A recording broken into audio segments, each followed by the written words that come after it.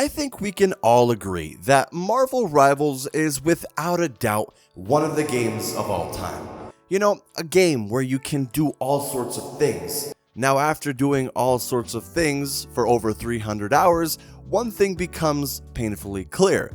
The more characters you try out, the more you realize that the logic behind their mechanics feels like it was stitched together by a committee that never actually talked to each other. For starters, why does Groot have to reload his arms but Mr. Fantastic doesn't?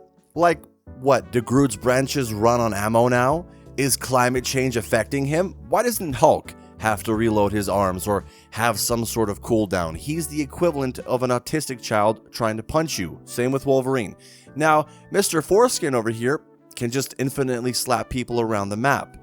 And something that's overlooked is he doesn't just get unlimited hits in, he also transitions between abilities without issue. 1 second he's grabbing 2 people and bonking them together, and the next he's ballooning up and soaking damage, all while being able to sexually harass his way around the map. But Groot? No, Groot has to make choices. You want to attack? Cool, but now you're not placing any walls. You want to block off a flank? Nice, you're not allowed to attack. Sure, his walls do damage too, but you're still forced to do one or the other. It's like playing Tetris while everyone else is playing dodgeball. So yeah, tell me again, how does this make sense? Still, at least these are abilities that come from the characters themselves. But then you've got characters like Penny and Hawkeye who are literally firing actual ammo-based weapons and somehow never have to reload. What, do they have bottomless clips blessed by Tony Stark? Meanwhile, Adam, who channels cosmic energy from the goddamn universe, has to pause and reload like he's running on AA batteries. Magneto, who can bend metal to his will, needs a breather after tossing a few objects. Psylocke, a telepathic assassin with psychic blades, apparently runs out of thoughts. It's like the game punishes you for having superpowers, but rewards you for having regular tech.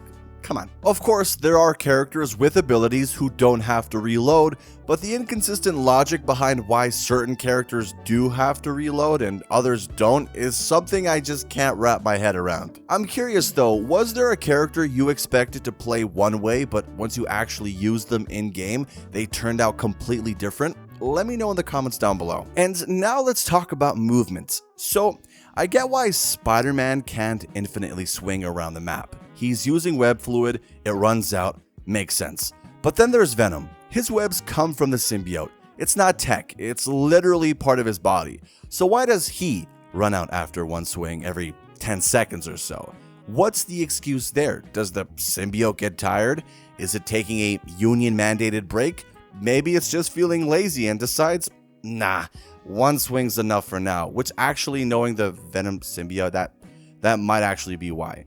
But if anyone should be able to spam web swings across the map, it's the guy made of alien goo. But sure, let's throttle his mobility and pretend that somehow he needs a cooldown. And while we're at it, how come Iron Fist, a guy whose whole shtick is punching things really hard, can fly around the map like he's the martial arts Iron Man, but Adam Warlock, a literal celestial being, barely moves his ass? You're telling me the living embodiments of cosmic balance can't even float, while Cheaper Town Hall over here is doing parkour and triple jumps? It's like the more powerful your lore is, the more the game says. Meanwhile, Black Widow is out here moving like fucking Quicksilver. And don't even get me started on Star-Lord. Somehow, he's got better aerial movement than Thor. Like, what's the metric here? Vibes? Cool factor? A fucking coin flip? And then there's Squirrel Girl, or as I like to call her, Acorn Bitch. She can leap 5 stories in a single bounce, powered by, what, squirrels and sass? Meanwhile, Adam Warlock, I'm using him a lot because they totally nerfed him. Adam Warlock, Space Jesus himself, takes 3 business days just to turn around. It's like the devs looked at him and went, yeah, I really don't feel like animating a flying character right now, and they just never got around to doing it. And yeah, I know Squirrel Girl is canonically busted in the comics. You don't have to fucking tell me. She's beaten Thanos, Doom, probably God at this point, but let's be real, she's more of a meta joke than someone people actually take seriously.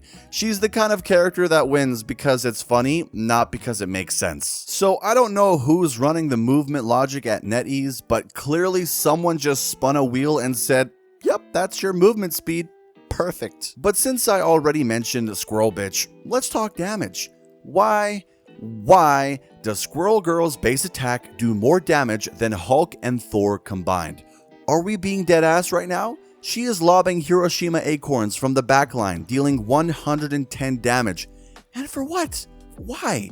Meanwhile, Hulk has to be within arm's reach and Thor needs a full godly windup just to maybe deal comparable damage. And did I mention she doesn't even need to aim? Yeah, we'll get into that mess later. I'm also starting to realize that Squirrel Girl could basically be the cover star for every section of this rant, but I digress. Now, let's talk hitboxes, because the damage wouldn't be nearly as rage-inducing if the hit detection wasn't built like a fever dream.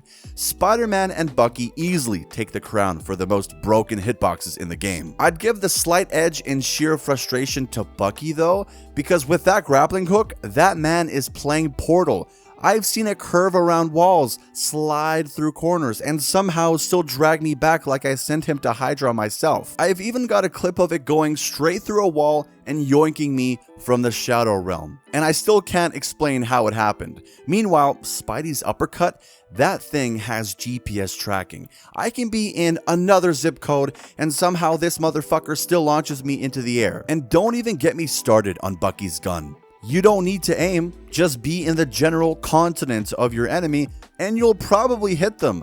All you need is strong Wi-Fi and a prayer. Meanwhile, comparing Spidey and Bucky's uppercuts is like comparing a grenade to a foam finger. Spider-Man hits you from spawn if he feels like it, while Bucky's has to be pixel perfect with frame perfect timing just to land. I actually uploaded a clip of me getting decked by Spidey to Reddit and it got a lot of traction. It was like 6,000 likes or something last time I checked. A lot of the comments were just people crying that I was using Bucky, like that somehow invalidated the laws of hit detection.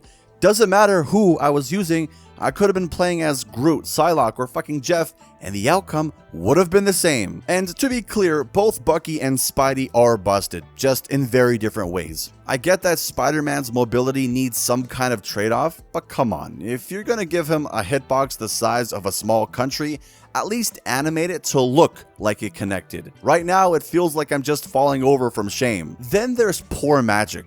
Well, not poor magic, because let's be real, magic players are fucked in the head. But the amount of precision you need to actually land her blade dash is insane. I've lined it up, eyeballed it, prayed to RNGesus, and still completely whiffed. Her hitbox is so tight, I swear it was coded out of spite. Like the devs got bodied by a magic player in alpha testing and said, nope, nerf that. All of this just gets worse when you bring in characters who don't even have to aim. I'm talking Cloak and Dagger, Scarlet Witch, and yes, Auto Fist. If you main any of them, I'm sorry, but I hate you from the bottom of my heart. Now let's mix that with not even having to reload either. It's like the devs said, here, have zero mechanics to worry about. Go wild. Sure, Cloak and Scarlet might not deal massive burst damage, but that's never the issue. It's how annoyingly slimy they are. Scarlet Witch will never push you alone. She's always hanging out behind someone else, getting protection while you're already dealing with the front line. She's not hard to kill, sure, but the fact that she doesn't have to aim, reload, or even really cool down her abilities pisses me off. Same goes for Cloak and Iron Fist. There should absolutely be some kind of cooldown or restriction to make things balanced. As it stands, you can genuinely play Cloak or Scarlet with a single brain cell and still be effective. And the fact that she's gotten a buff in Season 2 overjoys me so much. Like, I main Psylocke, okay, so I actually have to aim and reload every shot, you know, as you would expect in a skill-based shooter. But when I finally close the gap on one of them, nope, Cloak just flies away and heals like nothing happened. Scarlet, She dips the moment she takes any damage. I've even developed a callus on my fingertip from how much I have to use my right trigger to hit my shots properly. And Iron Fist. Don't think I forgot about you. The cunt can parkour over rooftops like he's in a Red Bull commercial. Triple jumps, wall climbing, dodges, all while punching your soul out of your body. And he doesn't even have to stop. Like, who in their right mind gave him mobility, armor, and damage all rolled into one with barely any cooldowns? Then there's the mobility spam characters who think they're slick. Star-Lord flies around like a crackhead. Spider-Man swings in, uppercuts you from a different dimension, and is gone before the ragdoll animation finishes. You try to chase them? Good luck. They've already bounced, healed, and fucked off before you can even process what just happened. It's this kind of design that makes the game feel less like a team-based shooter and more like a battle of cooldown management. The characters who commit to fights like Cap, Magic, or even someone like Hawkeye actually have to try. Meanwhile, some of these other characters just press a few buttons, dip out, and still walk away with MVP. I also can't stand how some characters get their ult after breathing too hard near the objective. Like, they show up, exist for 5 seconds, maybe sneeze in the enemy's direction, and boom, full ult charge. Scarlet Witch is one of the worst offenders. She can sit behind cover, spam orbs behind Magneto, and without even needing to think before her ultimate is ready. No aim, no danger, no meaningful interaction, just pure background noise building up to a game-changing ability. But then there's Squirrel Girl, of course. I mean, she can miss all her shots, do drive-by bounces, and toss exploding trail mix across the map with zero accuracy, and somehow she still hits 100% ult faster than actual damage dealers who try. I've watched Squirrel Girl literally exist, bounce around, poke a tank once, piss off behind a corner, and still unlock her ultimate. And it wouldn't be so bad if the ult was a joke, but it's not. Her ult cooks. It's fast, has huge range, and clears grouped enemies like she's power washing the objective. I've seen near full team wipes from a Squirrel Girl who was going negative. Just vibes and squirrels apparently. Ult charge rates in this game are like the devs held a raffle. Some heroes need flawless execution, others need to just show up and not drool on the keyboard or controller. I really don't know what the metric is. Maybe it's based on how goofy your character is. Then there's the roles, or whatever's left of them, I guess. I don't know who labeled them, but it feels like it's just guesswork, because Mantis is listed as a support, but she's putting up DPS numbers. Cloak and Dagger are also supports, yet they can fly, heal, and cause existential dread, all in the span of 3 seconds. Meanwhile, Mr. Fantastic is supposedly a DPS, but has more survivability than Thor. And let's not forget ability spam, because nothing screams balanced like Iron Fist turning into a Beyblade with fists. I'm not even convinced some of these characters have cooldowns anymore. Some of them just have vibes. You press Q and the game's like, sure, go for it again. Psylocke, on the other hand, uses her dash once and the game's like, yeah, see you in 12 seconds, bitch. Don't get shot. I mean, some of the worst cases can cycle their entire kit before you've even finished your reload animation. Meanwhile, characters that require setup or aim just get punished for trying to play the game properly. You've got duelists spamming dodges, flybys, and AoEs, while the skillshot characters are left squinting down their reticles, hoping the enemy forgets to move. Rivals is simply the kind of game where the rules apply until they don't. If you want logic, wrong game. You want consistency? Not a chance. You want to play a character who makes sense mechanically, thematically, and statistically? Good luck. But the most cursed part is that I still keep playing it. I still queue up, knowing full well that I'm gonna get slurped by a Jeff ult and then shadow realmed by Spider-Man from 5 miles away. I know the hitboxes are trash, the movement is inconsistent at best, and the balancing was done with a dartboard and a bottle of whiskey, and I still hop on with a full stack and pretend like it's gonna be different this time. So yeah, Rivals is absolutely one of the games of all time.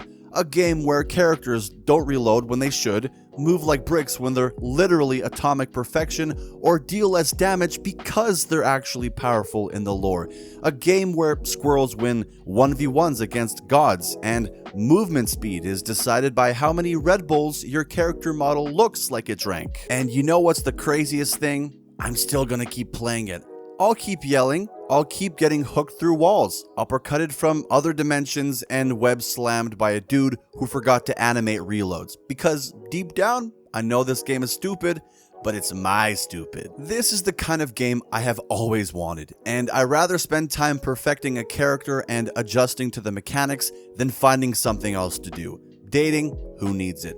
Future, already ruined. I totally understand that a lot of these choices are based on balancing and making all characters a viable option to use, but I just wanted to point out some of the inconsistencies in logic that I've noticed over time. If you guys enjoyed this video, let me know in the comments down below. I'm curious to hear what you have to say, and if you've noticed any of these things yourselves. Also, consider liking and subscribing to the channel so I can keep making videos. As for this one though, that's all I really have to say. It ended up being more ranty than I anticipated, but I guess that's YouTube. Negativity sells. If I titled this The Things I Love About Rivals, I doubt people would be that interested. But maybe I'll give it a try, see how that works out. At any rate though, thank you all so much for watching as always, and until next time, take care.